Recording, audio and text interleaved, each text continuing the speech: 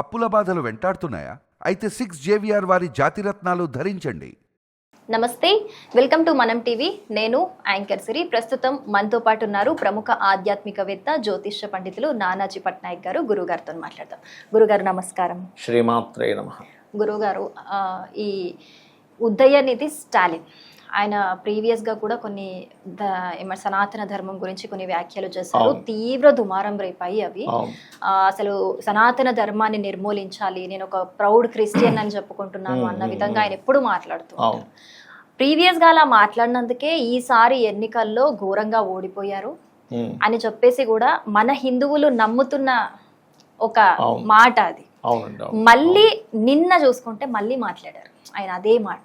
నేను క్రిస్టియన్ అని చెప్పుకుంటున్నాను, సనాతన ధర్మంలో విభేదాలు ఉన్నాయి, దీన్ని తీవ్రంగా నిర్మూలించాలి అనే విధంగా ఆయన వ్యాఖ్యానించారు.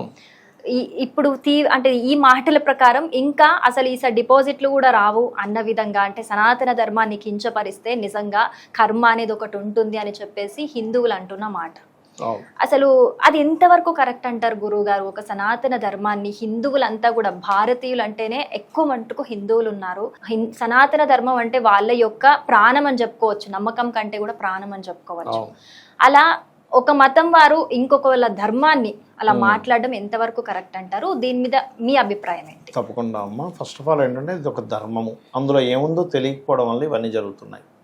ఇప్పుడు సనాతన ధర్మాన్ని నిర్మూలించాలంటే ఫస్ట్ స్టాలిన్ చేయవలసిన పని ఏంటంటే వాళ్ళ తల్లి, తండ్రి, గురువు, స్నేహితుల్ని అందరినీ వదిలేయాలి. ఎందుకంటే సనాతన ధర్మంలో ఉన్నటువంటిది ఏంటి? మాతృదేవోభవ, తల్లిని పూజించాను. అంటే నువ్వు తల్లిని పూజించవా? మరి తల్లి అంటే నీకు లెక్కలేదా? పితృదేవోభవ అని ఉంటుంది, ఆచార్య దేవోభవ ఉంటుంది. నీకు విద్య నేర్పినటువంటి గురువును నువ్వు కించపరచాలి, గౌరవం ఇవ్వకుండా. అదేవిధంగా అతిథి దేవోభవ, నీ ఇంటికి వచ్చినటువంటి ఒక అతిథిని నువ్వు గౌరవించాలి. నువ్వు వీటిని వద్దంటున్నావా? First point.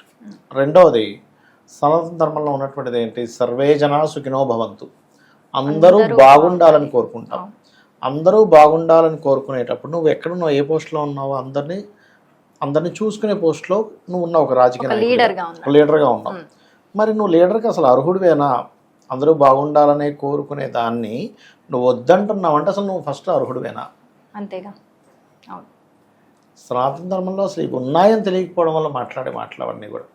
అదేవిధంగా అదే సనాతన ధర్మం చాలా ఉన్నాయి. నేను చెప్తున్నాను జస్ట్ మచ్చుకి. ఎక్కడైతే స్త్రీలు పూజింపబడతారో అక్కడ దేవతలు తిరుగుతారని.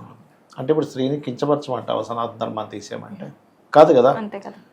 మరి నువ్వు మరి వద్దంటున్నావు, నిర్మూలించాలంటున్నావు, వైరస్తో పోలుస్తున్నావు, అదేదో ఇంకోటితో పోలుస్తున్నావు, రకరకాలుగా మాట్లాడుతున్నావు. అంటే ఏమిటి? ఇక్కడ నీకు అసలు సనాతన ధర్మం ఏం చెప్పిందో కూడా తెలియకపోవడం వల్ల పిచ్చి పిచ్చిగా మాట్లాడుతున్నావు. మత ఉన్మాదంతో అని చెప్తాను నేనైతే. మతోన్మాదులు మాట్లాడేటువంటి మాటలు అవన్నీ కూడా. కాబట్టి ఏంటంటే అసలు ఫస్ట్ సనాతన ధర్మంలో చాలా గొప్ప విషయాలు ఉన్నాయి.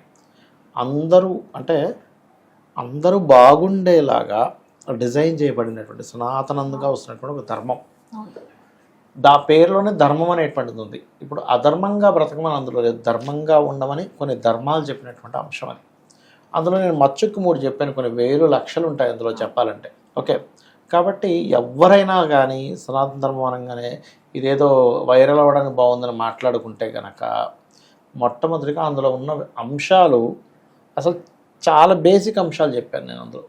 ఆ బేసిక్ అంశాలు ఒకసారి ఆలోచించండి. తల్లిని వద్దనుకుని తల్లిని వదిలేయాలి. నువ్వు వద్దనుకుంటే కనుక సనాతన ధర్మాన్ని వద్దనుకుంటే మాతృదేవోభవ అనే పదమే తీసేయాలి, పితృదేవ భవ అనేటువంటిదే తీసేసేయాలి.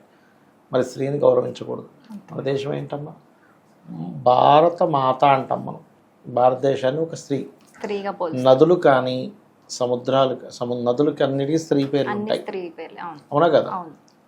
అట్లాగే మనము అమ్మకి ఇచ్చినంత ప్రయారిటీ ఎవరికి ఇవ్వం, అసలు ఉండదు కూడా. ఎందుకంటే కేవలం మనుష్యుల్లోనే కాదు, ప్రతి జీవరాశిలో కూడా ఆ మాతృతత్వం వేరుగా ఉంటుంది.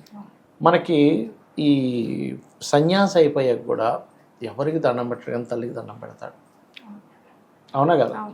కాబట్టి ఏంటంటే ఇది మన ప్రతి మనిషి ఎలా జీవించాలని చెప్పినటువంటి అంశం. ఇప్పుడు రకరకాల ఇవి ఉన్నాయి, సిక్కులు ఉన్నారు, ముస్లిమ్స్ ఉన్నారు, క్రిస్టియన్స్ ఉన్నారు, వీళ్ళందరూ ఉన్నారు. మరి వీళ్ళందరికీ ఇది వర్తించదా చెప్పండి? అంటే మేము తల్లిని మేము పూజించమని చెప్పగలరా? వాళ్ళు తండ్రిని మేము ద్వేషిస్తాం అంటే మేము పూజించమని చెప్పగలరా?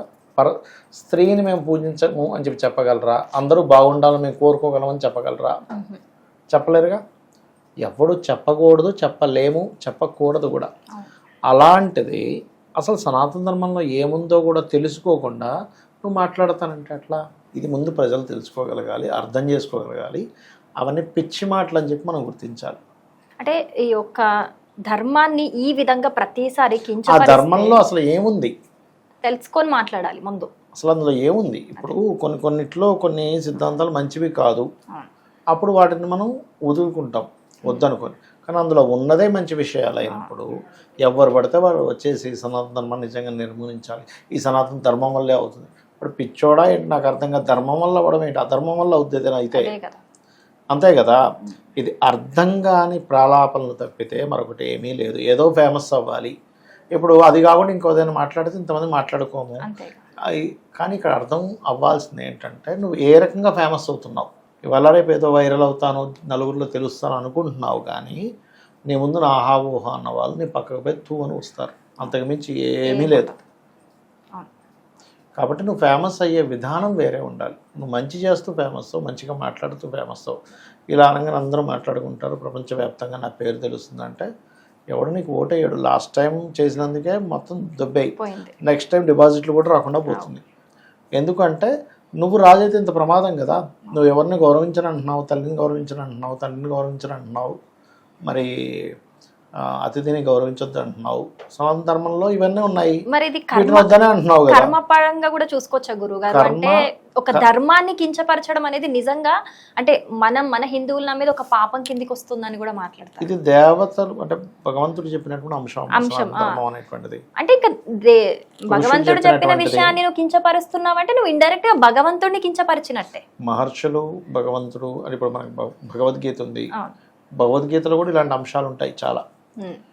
అంటే నువ్వు సనాతన ధర్మాన్ని ఎప్పుడైతే కించపరుస్తున్నావు, దీనికి కర్మ అనేటువంటిది ఖచ్చితంగా ఉంటుంది. ఆల్రెడీ ఆ కర్మ అనుభవిస్తున్నాడు. ఇప్పుడు అయింది, ఆల్రెడీ ఒకసారి అయిపోయింది. ఇప్పుడు మళ్ళీ మాట్లాడి తప్పు చేశాడు, మళ్ళీ మాట్లాడుతున్నాడు, మళ్ళీ ఇంకోసారి అనుభవిస్తాడు. ఇంకా అందులో ఏమీ సందేహం లేదు.